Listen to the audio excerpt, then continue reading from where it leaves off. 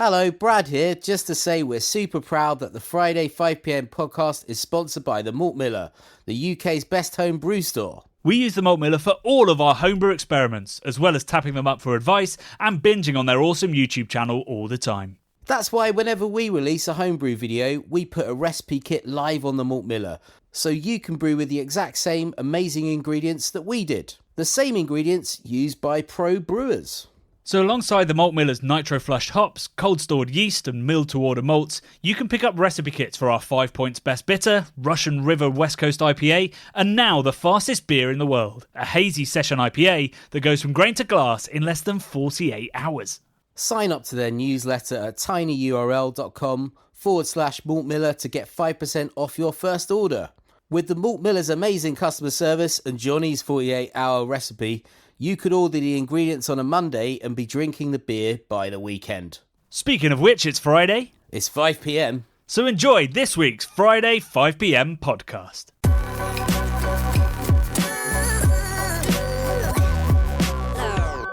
It's Friday, it's 5pm, but my Friday feeling is somewhat muted. Are you wearing black, Brad?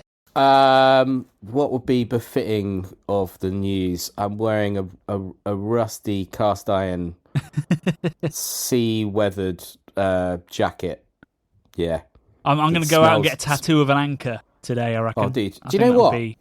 Neither of us, we are grown men, Johnny. We must be the only grown men in the country that don't have any tattoos, I think. We're probably the only beer podcast in the world that is two entirely untattooed men. Do you know my only tattoo I've ever considered getting is an anchor? What does the anchor mean to you? Why do you want an anchor? Is it a reference to your weird little boat you bought that summer? Well, oh right, a half pint. No, it's not a reference to half pint. Firstly, I love boats. Secondly, I think pirates are really fucking cool. And again, grown men. Pirates are cool. I think if you ask someone to draw like a tattoo on someone's arm, if it wasn't like a dick, like a penis or whatever, they'd probably draw an anchor, because I think it's the most classic, iconic sort of tattoo, like traditional tattoo. Apart from like a swallow or something like the birds you get. I like traditional tattoos, Johnny. So I think maybe when I get to, I'm 40 now, maybe when I get to 50, I'm just going to get full sleeves. Just old timey. So I'm gonna be obviously white haired by then. I'm gonna look like Captain Birdseye, maybe. Maybe I'll start smoking a bubble pipe or a real pipe. You don't eat fish though, right? So do you eat fish fingers? I'm not massively into fish. I wouldn't choose to eat it. I don't really eat fish fingers anymore, but I used to as a kid. But I don't think you need to eat fish to appreciate the sea or an anchor. Plus, so I used to live in Deptford for many years, right? And outside my flat on Deptford High Street was a giant anchor that all the drunks used to congregate at night and shout at each other. But it was a beautiful anchor. And they actually removed it for years because of the antisocial behaviour that it kind of induced. I don't think they should be blaming the anchor. No, it was a gathering point, mate. There was a small step. It was stepped up off of the so they were road, sitting. right? It was a place to sit. They were sat on it, right? Swinging around on it, sat on it, pissing about, doing all sorts of stuff. And it got removed for maybe, I'm saying at least 5 years. And they put it into deep storage. This is Lewisham Council. And there were campaigns like, "Where's the anchor gone? They've stolen Deptford's anchor. Where is it?" And Lewisham wouldn't tell everyone where it was. I believe it was in a place called Convoy's Wharf, which is going to be one of the biggest. They're trying to make it a giant, flashy development on the River Thames, but it's actually King Henry VIII's historic royal dock. Before it was Greenwich, it was in Deptford, and it's all this Convoy's Wharf bit. So there's actually amazing amounts of archaeology there. All of the wooden structures are like Time Team. They're just under the mud. And I think they were supposed to build it years ago, and they're still kind of being stopped doing stuff because all all of this amazing stuff. But anyway, the Anchor is back on Deptford High Street, Johnny. They removed the lip, the little step, so no one can sit there anymore, and no drunkards are appearing there anymore. They've all migrated somewhere else. Found a new anchor point. Or hopefully, anchor point, good stuff. Or hopefully they've just had some help, because antisocial drinking is not good. And as a beer podcaster, we've got to tell people to drink responsibly. Indeed, yeah. In a dream world, hopefully they got some help and now either drink responsibly or don't drink. Anyway, so you're going to get an anchor for a tattoo of your anchor. I'll get it this week. You get it when you're 50. Yeah. We've alluded to what we're talking about. We didn't really say. We haven't explained. Yes, anybody that isn't aware, Anchor Brewing has sadly gone into liquidation. Potentially the original American craft brewery. So although it was open beforehand, it was taken over and sort of formed a blueprint for what would become the American craft beer revolution. Steam beer, obviously a fantastic, delicious beer that was, back in the day when craft beer was blondes, pilsners, porters, American wheats, and steam beer. It was one of the iconic beers, and obviously Celebration Ale is sort of seen as the first ever American IPA, or now West Coast IPA. So a hugely significant brewery has just, potentially it's been wiped off the face of the planet. I think the real estate is worth so much that's not going to be a brewery anymore, but hopefully somebody's going to buy the IP. I tweeted Sierra Nevada and asked them to do it, because I feel like as the other OG American craft brewery, it would be a nice, that would be as good. Nice a finish as possible to the story, being them taking over the brewing of Anchor. I am very much in favour of that. And do you know what? The branding, the original branding of Anchor Steam was like so similar to Sierra Nevada. It had a similar, like really similar quality, right? So old-timey American. But like hand-drawn, like little illustrations that were like sort of watercolory looking. Yeah. Quite beautiful, really. Like I've been very fortunate in my life to travel quite a lot, as you have as well.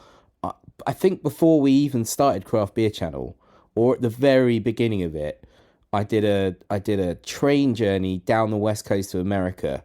So this is about 10 years ago, and I was lucky enough to actually go to Anchor Steam Brewery and have a guided tour. It was one of the best brewery experiences I've ever had, and I don't know if that's because I'm looking back rose tinted at it, but it was such a beautiful building. Because you got pissed at the end on free beer, right? Yeah. So that was, the hospitality was amazing. So beautiful brewery, like this huge sort of tall, almost like a tower block, but historic brewery building, loads of floors, loads of levels, and it had the most incredible staff bar where you ended up at the end of the tour, and it was like dark wood everywhere. I think there was quite a lot of light coming in. I almost remember, I feel like I went through some like cowboy swing doors to get into it, but I might have imagined that. But it was, you just went up to the bar with the guy that had showed you around. It was a free tour as well. And they were just like, what do you want to drink? Oh, I'll try that. Thank you. You finished drinking it. What do you want to drink? Really? I can drink more? Yeah. Just whatever you want. And you were just played with booze. They were so happy you were there. Such a great vibe. Just giving out all this free booze that I must have spent about $100 on merch, Johnny. So it worked. That's what it is, yeah. Beer's pretty cheap to produce, but buying in T-shirts from an external company, that's where they're going to make the money. So I've got like a kind of baseball, I think it's called like a baseball T-shirt, where it's like two-tone. You've got the sleeves are like a different colour and they're like a funny length. Got one of them. I think I've got maybe like a towel somewhere. I've got one of my favourite bottle openers in the world, which is an Anchor Steam. Yeah, you showed that off in the bottle opener video, didn't you? Titanium, in the shape of the original Anchor Steam bottle. A titanium, solid piece of titanium bottle opener with beautiful Anchor Steam typography on it. Indestructible, super light. gorgeous. And I bought a few of those for friends. I think I gave you one, but you said I didn't give you one, right? This is contentious. Yeah, I think so I don't know. I don't know whether I don't know, but I thought I'd given you one. But mate, can you tell me about the brewery itself rather than the gift shop merch and the free beer? What have we lost in terms of the beauty of the actual brew house? How old was the brew house and stuff like that?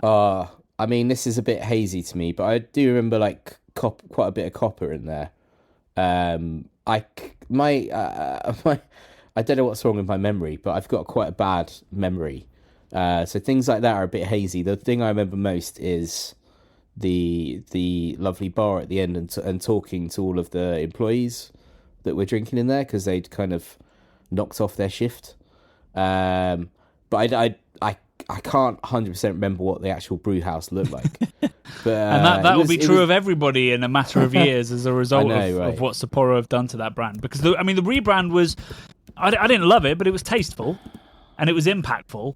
It was just, not the original branding and maybe not that close to it either. It was a real shift away to modernize, and it did have a positive effect on sales briefly.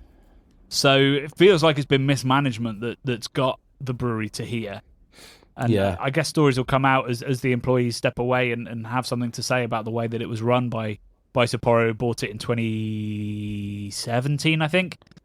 But the quality of the beer was always there. The heritage of the beer was, of course, always important. It really feels, we talk a lot on this channel about how we don't think that macro ownership is necessarily bad, or rather necessarily worse than any other form of ownership. But there's no doubt that a lot of brands have been bought out by larger concerns and they have not understood the business, not understood what they've bought in terms of the heritage, and have broken and destroyed a lot of incredibly important cultural icons. And I think probably Anchor is the worst of them. Goose Island is perhaps the most famous example, but it's still surviving. It's still doing okay. The history of it is still relatively intact. But, this is... Anchor was 127 years old. It survived 2 world wars. 1896. Yeah. It survived 2 world wars, multiple pandemics, all of this, multiple depressions, and then Sapporo come along and destroy it in 6 years. Well, I guess the pandemic probably played a part in that, so it didn't survive that pandemic potentially. But something has gone wrong under Sapporo's ownership. I saw an interesting tweet from somebody saying, make sure that your line of succession is right, because that's essentially what happened, in that the ownership didn't have someone that wanted to take it on or didn't have a plan in place, and a sale was by that point the most logical and quick thing to do, and it's really not played out. I'm genuinely gutted. They're one of my sort of gateway beers, along with like Brooklyn and well, it's part of the Holy Trinity in the UK, wasn't it? Like in good bars, not like craft beer bars, but before craft started to creep into other venues, if you went to a crap pub, you looked in the fridge for bottles of Sierra, Anchor, and Brooklyn. So we drank a lot of it in the early days of Craft Beer Channel, when we were going for work drinks at Jamie's and not going to craft beer bars. Obviously, we were always pushing to go to the Old Fountain, but occasionally we end up, was it the Star or something? And it was just an awful. Yeah, that's right. That was awful. Like, that place. Wine bar, I guess. Yeah. Had Anchor in the bottles and Sierra Nevada in bottles, and that was where I was famously served a Sierra Nevada Pale Ale with a lime in the top. That's what they thought of those beers.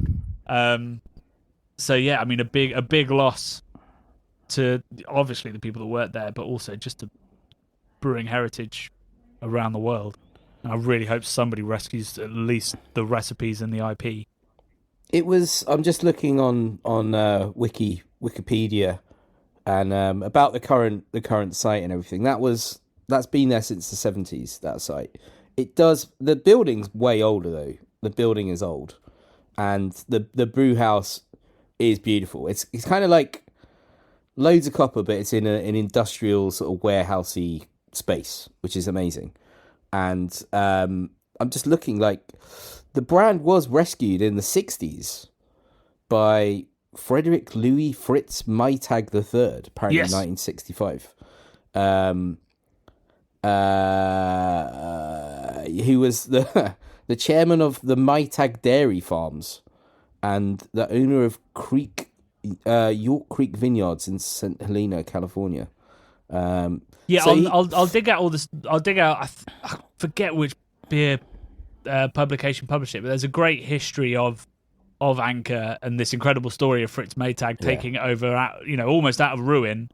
Being in decline, building it back up in a time when small breweries were not a thing in America. Yeah. So his Wikipedia says his revival of Anchor steam beer inspired many other brewers to follow. He's often considered the father of modern microbreweries. Indeed. Which is pretty cool. So it's like the thing you've just said about the line of succession is so... Oh, man. I'm so gutted that how can this brand not be worth millions and millions? How can they just shutter it? It's such an incredible brand. Well, I mean, that's the thing. They're not going to shutter it. They're going to be looking to sell it off, Yeah. That they'll see value in the IP and they'll see value in the building, and they'll try to sell them off separately, I'd imagine, because as a brewery, it's not worth all that. As a development opportunity, tragically, it's worth a lot more. Well, it's in San Fran, which I was there in January. I went on a big great holiday because it was my 40th birthday, my girlfriend's 40th birthday. So we went to California, and I didn't book to go around Anchor Steam in time.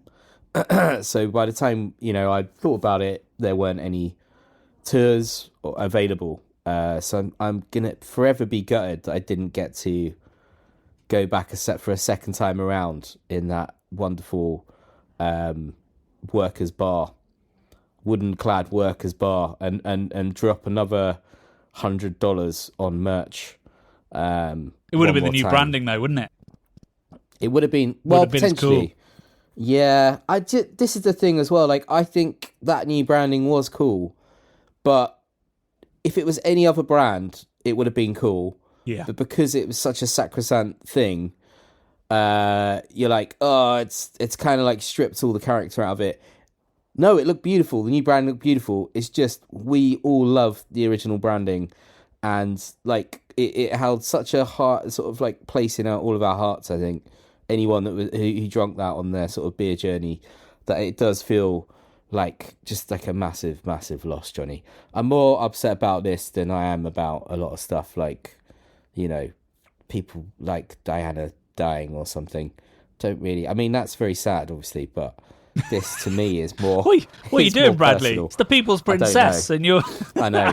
This is Brad's brewery, potentially, that I had such a great time. My formative mind when I was just getting into craft beer, and I just thought, fuck, this is so cool. It's about the most American thing I'd ever done, was like doing this West Coast thing, traveling all up and down the West Coast on a train, and going there was one of the cherries on the top. I'm just so sad, Johnny. And this is what we talk about when it all came from the Abnons video, that some beers don't really belong to the breweries anymore. Yeah, they belong to the people, and some giant corporations come over and gone, we're going to take this beer away from the people. But do you think it's a case of now it's gone, everyone is going, I love Anchor, but the problem was people had kind of forgotten about it and had moved on and were drinking other stuff? I mean, that's 100% true. It's 100% true, and because I can't remember the last time I drank Anchor, to be honest. I can't remember the last time I saw Anchor, but if I had seen Anchor, I would have drunk it. But that's the problem. People treat these historic beers like they're always going to be here. Like there's no problem. But also they're a fun thing to have once or twice. It's not something you go back to by sixers or something you queue up for or anything like that, because you don't need to. Yeah. You treat it as, I'll have it when I see it and it will be nice. And that's probably the whole issue with the Anchor brand today, was that's how people treated it. It's the assumption that it's always going to be there and that you don't need to prop up the businesses that you love because you think they're classics. Yeah, you assume somebody's drinking it. You assume someone else is drinking it. But Johnny, it sounds like nobody was drinking it potentially. Yeah, well, I mean, again, I don't think it's even mismanaged. necessarily that. Like, it was struggling. I think it was struggling for growth, and obviously, we know what's going on in the world with the increase of costs for breweries. So it would have been a matter of them looking at it and going, "We don't know how to fix this, so we close it." And probably there would have been a way to fix it. Probably they could have held on to it if they understood what they had and the heritage that it had. And, they can put out their apologies and go, this wasn't an easy decision. I'm sure it wasn't an easy decision, but you made the wrong one. Because no responsible beer-loving company would close Anchor Steam. It's just, if you love beer, you don't close Anchor Steam. It's that simple. You find a way. And so Sapporo didn't know what they had. But anyway... We've talked about that for 20 minutes, Bradley, and we've got positive things to talk about. We do, we sure do. Because, as everybody knows, it is our 10th birthday year. We have our festival on September 16th. Tickets are nearly gone, people. Nearly gone. We're not quite at a handful, but we're at a fistful. Wait, I guess that's kind of the same thing. 2 handfuls. Exciting. If it was the Crystal Maze, Johnny, at the end, when you go in the big crystal and there's all the tickets flying around. Yeah. You've grabbed most of the tickets, right, at this point. They were being grabbed by people. Yeah, most of them are down people's shirts around. and in their pockets, but there's a couple going around. Yeah, so... couple flittering around. Yeah, it's not crisis time yet, but it's getting close. So as a result, and the fact that we're just now closer to the festival, we have more announcements we can make. Excitingly, you may have seen on our social feeds that Meantime are rebrewing Now IPA, which is the beer that we brewed with them for our documentary The Time Is Now. They're brewing a new recipe. The idea is they're going to do it every single year from now on using the latest exciting hops coming out of the UK, which is a great campaign. This time it is an experimental hop. It'll be CF, which is Charles Farram, and then a bunch of numbers. But they're saying strawberries and lemons, I believe, coming off of that hop. And it's also still roughly the same recipe, similar malt bill. I think they might have stripped it back a little bit. And then it's got Goldings and Olicana and Jester in. But we are also going to be brewing an original Now IPA with them. Just a small batch, draft only, which will be going on tap at the festival. So we're excited to say that those that missed out on Now IPA last year will be able to taste it at the festival on September 16th, and also in their tap room and some other bits. Along with that, we can announce that we are brewing with Baron Brewing, my local... I need to find a word for this. Like a brewery that makes the kind of stuff that you want to drink from like a tall boy can with condensation on it straight from the line. That's what Baron make. Like the beers that you just want bang fresh off the line. Like, so it's hazy IPAs and pilsners essentially. So we're going to be brewing a hazy pale with him. We're discussing the recipe right now, but Strata and Simcoe are going to be involved. So juicy and dank. And Elusive, we've just confirmed we will be brewing with them. Hope it's going to be like a British hopped sort of golden ale, we think. Possibly on cask, if from a tech point we can make that work at Hackney. So we're still working through that bit, but that is now confirmed as well. So that's all 10 breweries. So along with Baron, Meantime, and Elusive, we've got Verdant, Omnipoyo, Siren, Lost and Grounded, Hackney Brewery, of course, Beak, and have I missed someone? Verdant, Siren, Beak, Omnipoyo, North, Lost and Grounded, Hackney, Baron, Elusive, Meantime. There we go. I missed North, so we're brewing a triple fruited ghoster with North as well. So really exciting, really lovely, diverse range of beers, and we'll be releasing the full list of what we're brewing once it's all 100% confirmed. We're brewing the first beer. The first beer is being brewed. It's a fest beer with Lost and Grounded on the 3rd of August, I want to say. So it's about to get very busy for us. We've got 10 brew days to get through in August. But yeah, so tickets for that, there's a link in the descriptions box for you to join us, and Patreons, of course, get early access to the festival. So if you're not a Patreon, join up to our Patreon and then get your ticket. We are going to keep you very entertained on the night, aren't we, Johnny, as well? We've got all sorts of things we're planning. Yeah, we can't announce any of the top secret stuff. We've got 2 more top secret things, right? Yeah. Two top secret things that are hopefully going to happen. Plus, we've got a great musical offering in an amazing DJ coming along, and I'm hoping, Johnny, at some point when people are drunk enough, we're going to turn it into an indie disco. So we're gonna we're gonna be playing Bring your tight bangers jeans and your your winkle pickers and all that sort of stuff. We're gonna put on maybe. I always remember going to like Candy Box, which was like quite a cheesy indie nightclub back in the day. And the last song they'd play without fail was Mr. Brightside, like every time. Oh yeah, I mean, let's be honest, that's going to be. I'm not sure there's a club in the land that doesn't play that. I bet if you go to Ibiza, they play Brightside. It's just, man, it's everywhere. It's gold. And hopefully we've got. Can I announce who hopefully we're getting, or is that to DJ? I guess I could speculate at this point. What do you think? Go on, speculate then. So we're going to get an indie legend, a guy called Ronnie Joyce, who was in the indie scene back in the day and is like mates with like the Libertines and all sorts of famed people from back then, like Nick Grimshaw and all these other characters. He's quite a character on the internet, and he plays all sorts of different kinds of music, Johnny. But he gets the party started. And he's good at like crowd interaction, all this sort of stuff. So I'm quite excited to. I've been talking to him for years on Instagram, but I've never actually met him. I've tried to see him when he's at various points. He's been like a comedian. He works in like sort of hospitality and marketing, and he does like all sorts of different things. He's a party DJ. He's done like Glastonbury, all sorts of things like that as well. He's just an interesting character. And he's got these amazing stories about things that he's done when he was a young man in the indie scene, which I presume he's not going to be talking about on the night. He'll be playing music. Probably won't be on the mic. He'll just be playing great bangers. I gave him loads of different things where we agreed. What do you want to say? What you sent me? No, actually, maybe don't say what you sent me. But you basically said it's the first my brief to him for what music we wanted. Yeah, exactly. Yeah. Because I'd already. It mostly insults ourselves rather than anybody else. I think. Yeah. But basically, it was like, we're going to be playing, kind of more like easygoing, hipstery, cool stuff for the first half.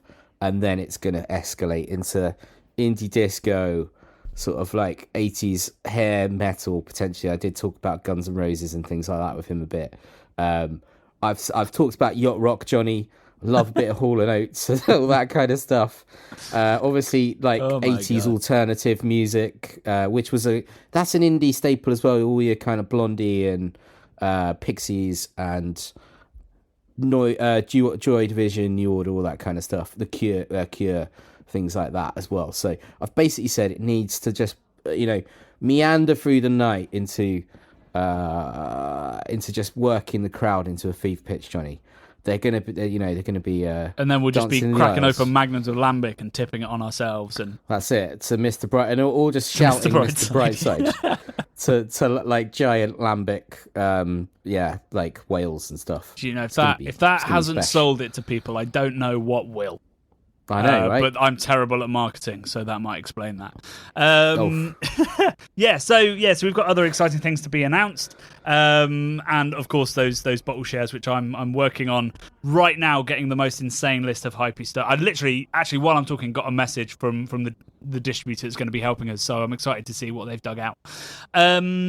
This week's video. So this was also part of our 10-year celebrations. It's a video in which we looked back on our 10 favourite videos that we've ever made. And then, of course, in the comments, lots of other videos were suggested as well. But it was, what did you call it in the video? A beer-fueled nostalgia fest. Oh, I mean, it's so nice to look back. I mean, as I said, I've got quite a bad memory, Johnny. I'm not blaming the booze. I've been concussed quite a few times in my life, which I'm adding that into the mix as well. But I mean, my God, we've done some great stuff along the years, man.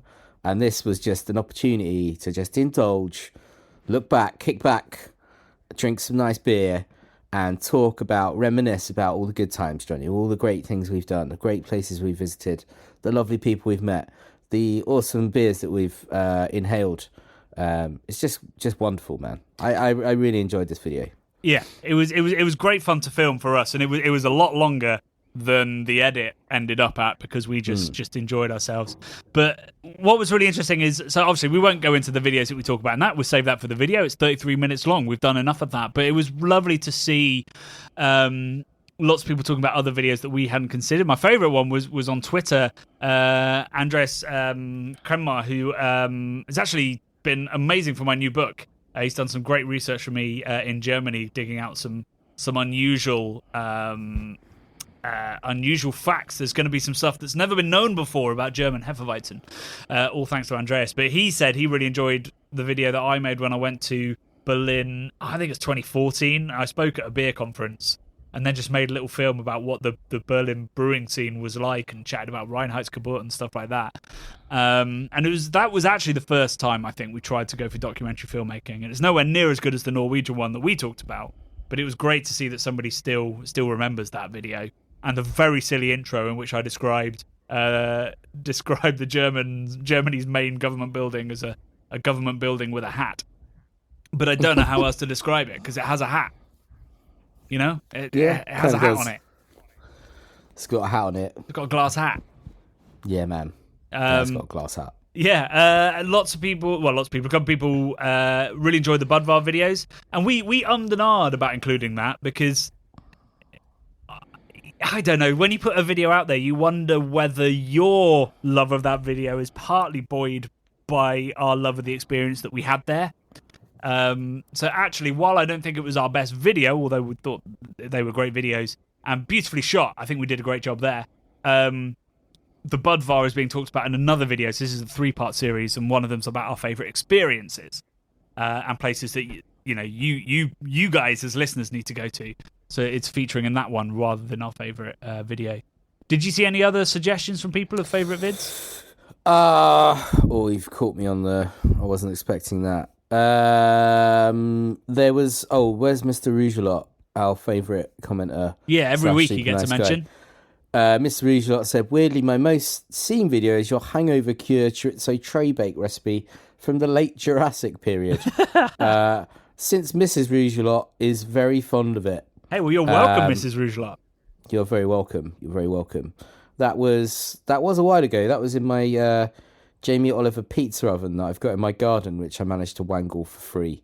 When I worked there. Yeah, that must have been 2015 or 16, I reckon. So, yeah, 7 or 8 years ago. And I still cook that recipe all the time. It's one of my favourite sort of one tray meals. So I'm glad somebody else is getting with it. Crusty bread, bit of mayo, Johnny, on the side. It's amazing. Would you say it's tray-mazing? I would. And I'm going to say that next time. Thanks for that. We should come out with a cookbook called Tray-mazing. Tray-mazing. There are loads of cookbooks that are about tray baking. Oh, there are. Yeah, One Pot Wonders and tray bakes. Yeah. There's a woman who does like just tray baking ones. They look really beautiful. They're like really nice photography in them. Huh? I can't remember what her name is, but she's got several tray baking books. I don't own them. I've just looked at them on Amazon and thought they look nice. But does Mrs. Rougelot love it? Not as much as ours. Yeah, exactly. No way, not as much as ours. Also had a couple of comments from people. One of my favourite comments, we get this quite a bit, is people emailing us about New England and saying, they watched the documentary and got inspired to go over and sort of did similar road trips to us, which is the exact result that I wanted from that documentary.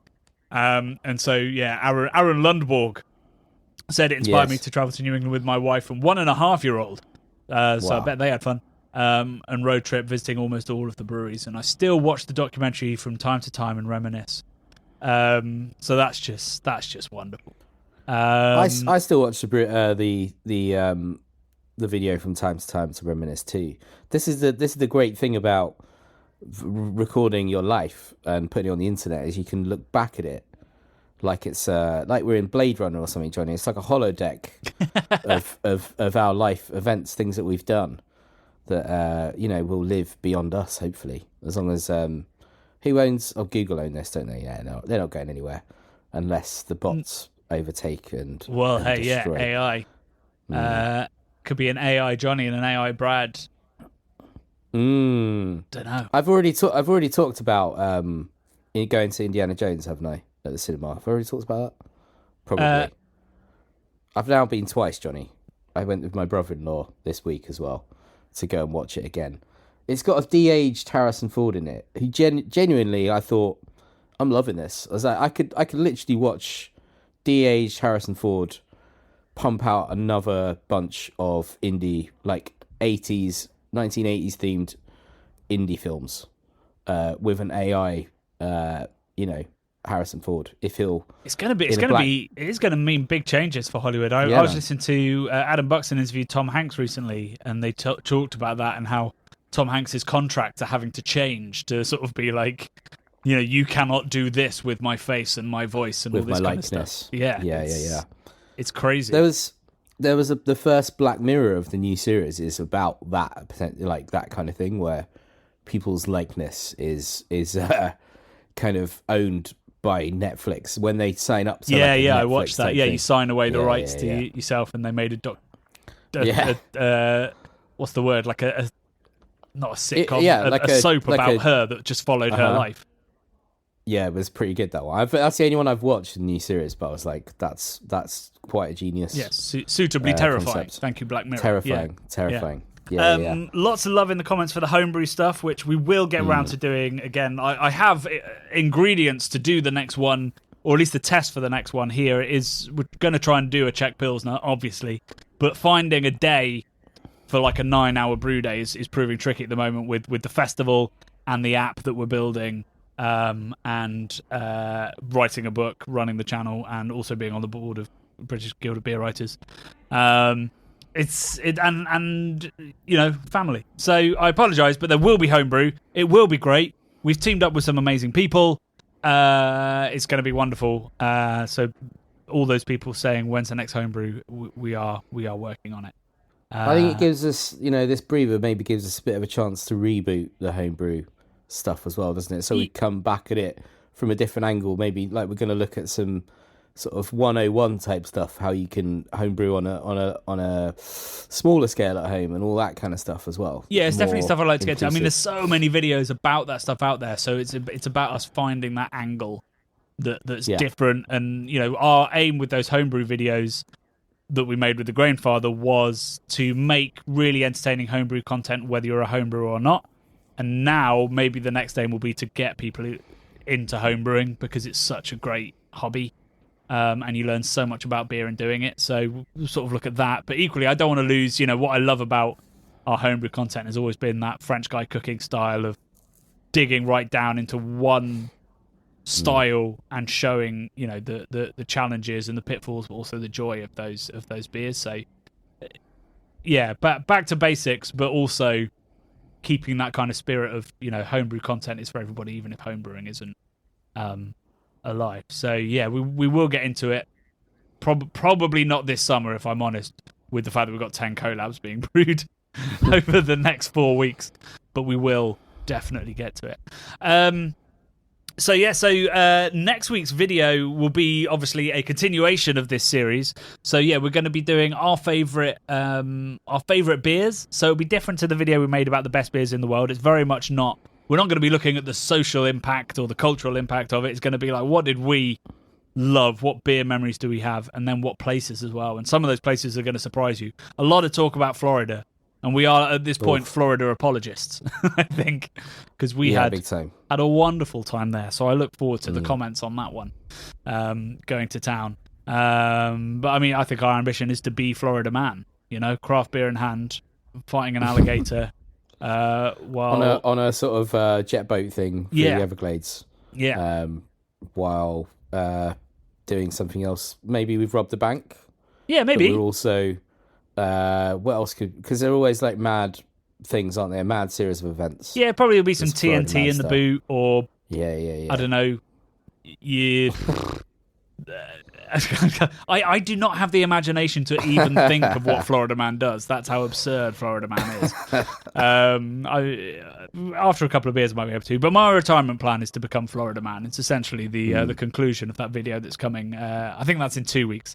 So yeah, we've got that, and we've got lots of other exciting plans. And then, of course, we'll be filming all of the most of the brews that we're doing for the festival, and we'll be releasing that content as well. But obviously after the festival, because the beer won't be ready. It's all going to be bang fresh. Everything's released like the week of the festival. So it's a bit squeaky bum time, as Alex Ferguson would say.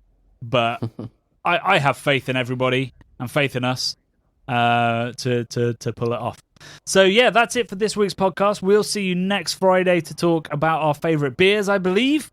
And you can get tickets to the festival at the link below. Anything to add, Bradders? I didn't even get to talk about going to see Bruce Springsteen, but I had a great time watching Bruce Springsteen in the sweltering heat. And I drank some lovely Meantime All Day, I think it's called All Day IPA? All day. Maybe not All Day. All day, all time? All Day Pale? All Time Pale or something? Shit. Oh, we're really bad at this, Johnny. Sorry. Any day? Anytime Is it any day? It's called Anytime IPA. Anytime. You know what? Okay. It was tasting great, man. It was tasting really good. Good. Well, Yeah. I'm glad you enjoyed that and enjoyed Bruce. What does Bruce finish with? Oh God! Don't open this can of worms, Johnny. He was supposed to play until 10:20, 10:30. So Kirsty, she really, really, really needed a wee. So we left at about 9:45, fully expecting to be playing for another 45 minutes. Went for a wee, came back, and he bloody finished, Johnny. Oh my God. So I missed the last 15 minutes of Bruce because KP needed a wee. So that was a you little literally bit don't know what Bruce finished with. No, but I heard all the big ones. Right. Born to Run and He only does big ones. You know, mate. Yeah, well, no, it's 3 hour 20-minute set, so there were some sort of lesser known, but also it was amazing to be that close. He's such an amazing performer for a 74-year-old man. Incredible. From about, it must have been about 20 minutes in, the man was absolutely soaked in sweat from how hard he goes. The other interesting thing to observe was, I've never seen him live before. I was aware that Steve Van Sant is his lead guitarist, who is Silvio from The Sopranos. Me and my girlfriend are both huge Sopranos fans. So we were looking at, they kept like zooming. He's obviously like one of his best buds. And they're like doing all this sort of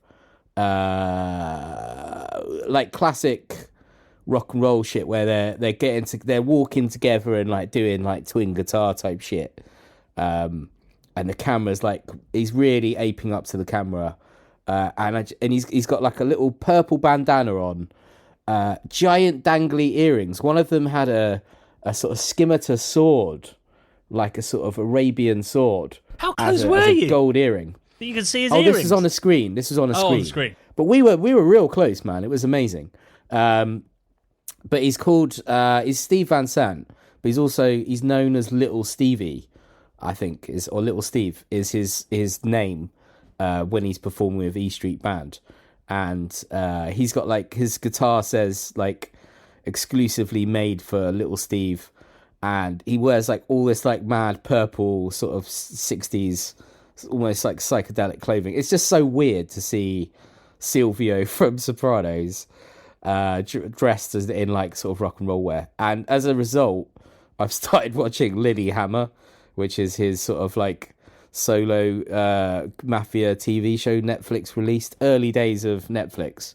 Well, I never gave it a watch, so I'm just starting to watch it, and I'm enjoying it thus far. I'm 1.5 episodes in, but mate, it was so good, and you know, to be drunk watching Bruce with my girlfriend was awesome, man. Even if she made me miss the last 15 minutes, I don't resent it. I had such a great time.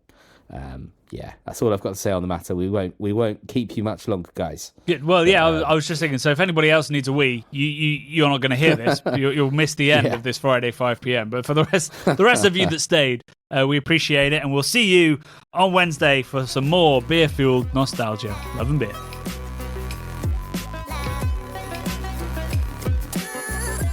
The Bubble and Friday 5 p.m. podcasts are brought to you by the nerds behind YouTube's craft beer channel.